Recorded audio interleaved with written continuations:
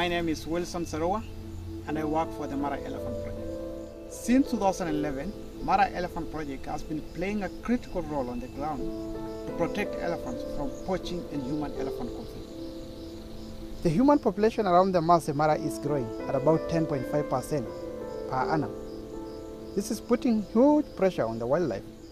Sadly, the amount of space the elephants have to move is getting smaller. This means that elephants and people are running into each other, and there is conflict. And we all know the elephants will lose that battle.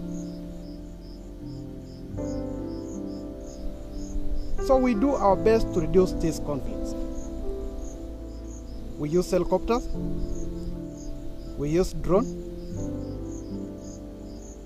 We have failed to retrieve the elephants who have been speared by the people. And we do collar some of the individuals to monitor them. We do whatever we can help the elephants in this area. When you enter the greatest Maasai Mara photographer of the year, you have the choice as to where you want your money to go.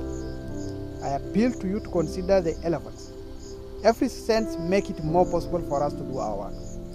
Mara Elephant Project believes that by protecting the elephants, we are also protecting the greater Mara ecosystem.